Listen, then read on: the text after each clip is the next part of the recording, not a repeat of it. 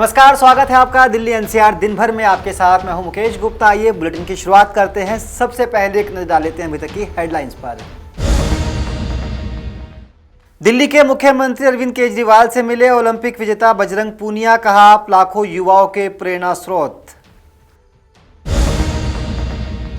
दिल्ली में फिर बढ़ने लगे डेंगू, मलेरिया और चिकनगुनिया के केस। 88,000 लोगों को भेजा गया कानूनी नोटिस। यूपी में चुनावी हलचल तेज, आपने अयोध्या में निकाली तिरंगा यात्रा। दिल्ली में सनसनीखेज लूट का हुआ खुलासा, कैब बुक कर सुनसान इलाके में करते थे ड्राइवर से लूट, पुलिस ने शातिर बदमाशों को दबोचा। और सांप दिखाकर लूटने वाले 2 बदमाश गिरफ्तार, सांप और बुलेट दिखाकर करते थे लूट।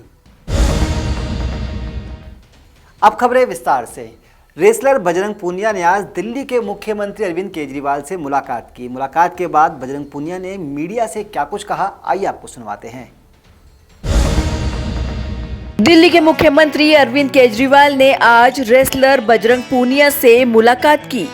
सीएम से मिलने के बाद बजरंग पूनिया मीडिया से रूबरू हुए और बताया कि सीएम से मिलने के बाद उन्हें अच्छा लगा। उन्हें सीएम ने इनवाइट किया था। मुख्यमंत्री से मुलाकात हुई है, क्या बातचीत हुई है आपकी उनके साथ? देखिए, वैसे मिलने आए थे, इनवाइट किया था, काफ़ी अच्छा लगा मिलके। और सिर्फ वैसे नॉर्मली मेडल आया तो बधाई देने के लिए बुलाया था, तो इसलिए आए थे। कोई बातचीत क्या हुई थी उनके साथ? भाई ये नॉर्मल बातें हुई थी, भाई ट्रेनिंग कैसी चल रही है और कहाँ पे ट्रेनिंग कर रहे हो, पहले कहाँ पर करते थे। तो मैं वही चीज़ें थी, गुरु जी के साथ आए थे तो यहाँ पे आ गए।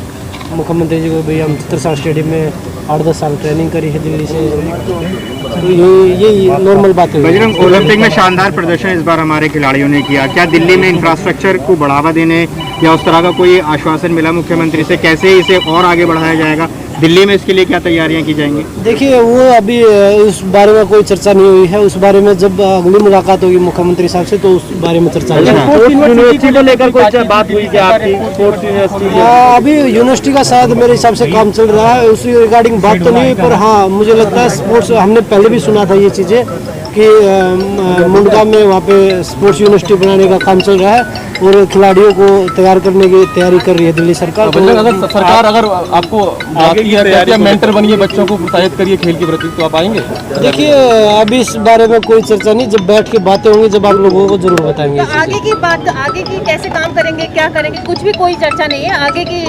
अगर हम आगे देखें तो देखिए, अभी मैं रेल में कार्य कर रहा हूँ और अभी मैं रेल की तरफ से जो जिम्मेवारी मुझे मिली है उसको वहाँ काम करते हुए दिल्ली सरकार की स्पोर्ट्स यूनिवर्सिटी में अगर आपको कोई भूमिका दी जाती है तो आप काम करेंगे उसके लिए बच्चों को? देखिए, अभी इस बारे में बिल्कुल अगर कोई अच्छा वो होगा तो हम देखते हैं, नहीं तो अभी मैं रेल में हूँ। रेल में देश की तैयारी के लिए भरोसा सरकार की ओर से दिया गया होगा कि तैयारी आप कर रहे हैं, सरकार साथ देगी? देखिए, गवर्नमेंट हमेशा साथ रहती है खिलाड़ियों के और वही आश्वासन है कि भाई आप देश के लिए खेले और मेडल जीते।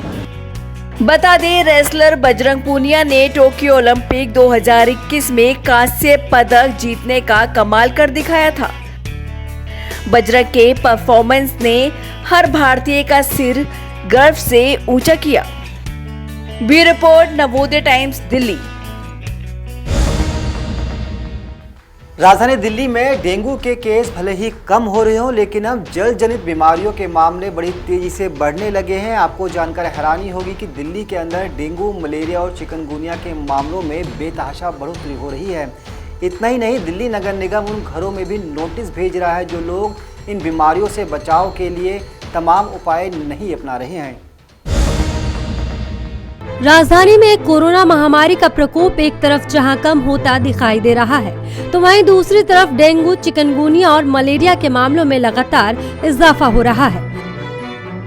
बीते एक सप्ताह में डेंगू के 34 मरीज सामने आए, जबकि मलेरिया और चिकनगुनिया के 19 मरीजों की पुष्टि हुई। डेंगू के 34 नए मरीजों के साथ कुल मरीजों का आंकड़ा 158 हो गया। इसी तरह मलेरिया के 11 नए मरीजों के साथ कुल मरीजों की संख्या 68, तो चिकनगुनिया के मरीजों की संख्या 40 हो गई। निगम की रिपोर्ट की माने तो बीते एक सप्ताह में डेंगू के सर्वाधिक मरीज उत्तरी निगम क्षेत्र से सामने आए। यहाँ 9 नए मरीजों की पुष्टि हुई। दूसरे स्थान पर दक्षिणी निगम क्षेत्र में 8 तो 6 मरीजों की पुष्टि पूर्वी निगम क्षेत्र से हुई। 11 मरीजों के पते की पुष्टि नहीं हुई है। इसी तरह मलेरिया के 11 नए मरीजों में से 2 मरीज उत्तरी निगम क्षेत्र से, एक मरीज दक्षिणी पूर्वी निगम और दिल्ली कैंट क्षेत्र से हैं, जबकि 6 मरीजों की पते की पुष्टि नहीं हुई। चिकनगुनिया के 8 नए मरीजों में से 4 मरीज उत्तरी निगम क्षेत्र से हैं, तो 1 मरीज नई दिल्ली नगर पालिका परिषद इलाके से, जबकि 3 मरीजों के पते की पुष्टि नहीं हुई है। निगम के अनुसार मच्छरों से होने वाली बीमारियों पर काबू पाने के लिए लगातार जागरूकता अभियान चल रहा है। इतना ही नहीं, घर घर जाकर डोमेस्टिक ब्रीडिंग चेकर्स जांच कर रहे हैं। बता दें कि अब तक उत्तरी, पूर्वी व दक्षिणी निगम क्षेत्र में 1 करोड़ 81 लाख से अधिक बार जांच की जा चुकी है। 1,30,905 घरों में मच्छरों के प्रजनन की पुष्टि हुई, जबकि 88,000 लोगों को कानूनी नोटिस भेजा गया। 10,966 लोगों के खिलाफ कानूनी कार्रवाई शुरू की गई है। ब्यूरो रिपोर्ट, नवोदय टाइम्स, नई दिल्ली।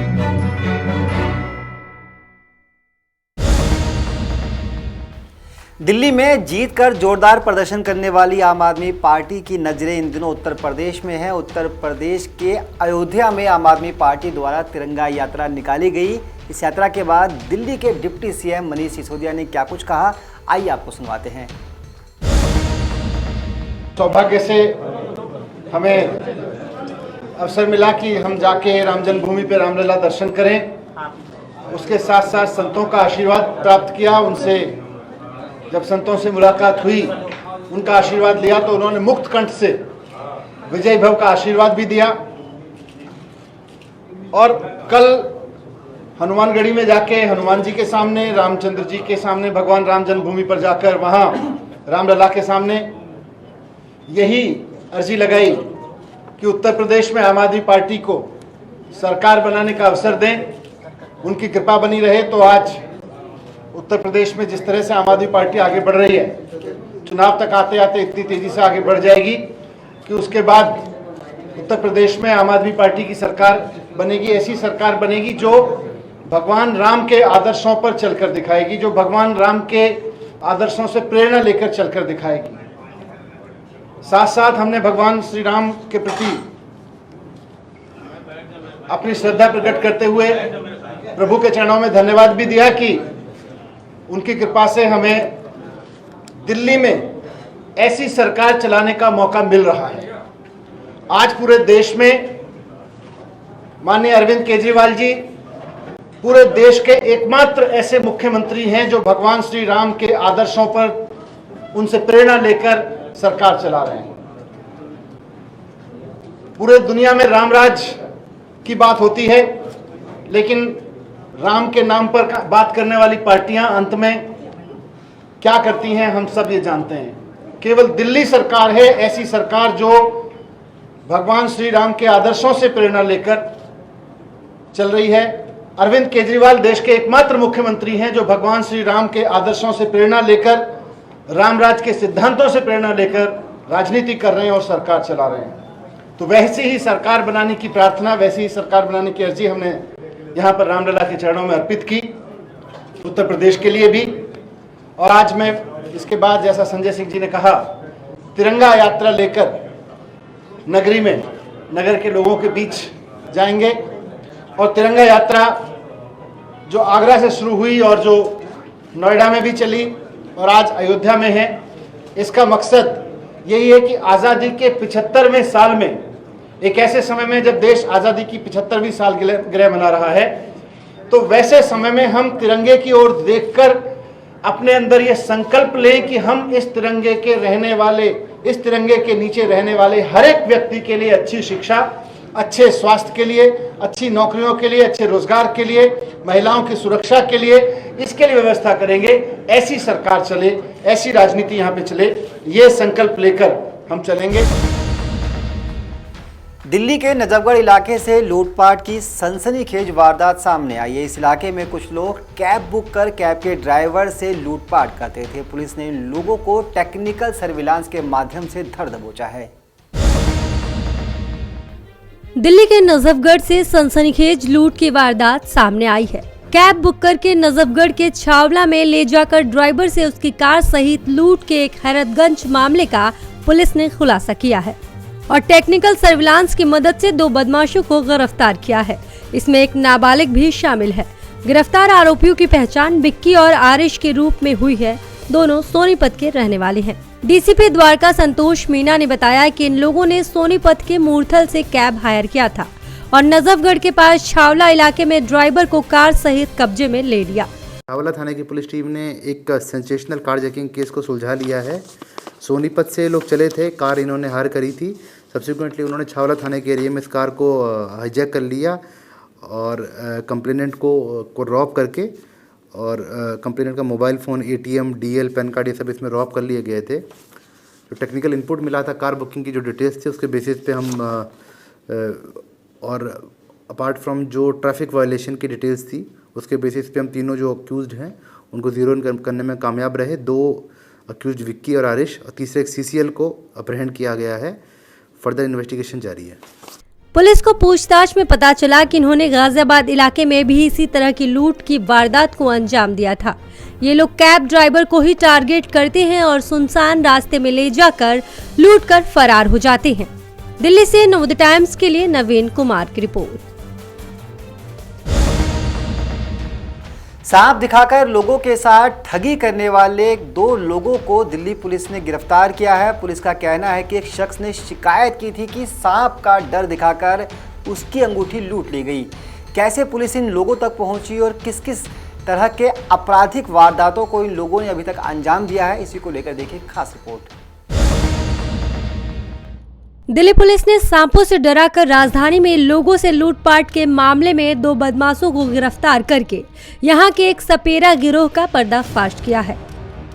पुलिस ने सपेरा गैंग के 2 लुटेरों गगन और गौतम को गिरफ्तार किया, जिनके पास से लूटी गई सोने की अंगूठी व लूट में प्रयोग किए जाने वाले 2 सांप भी बरामद किए गए हैं।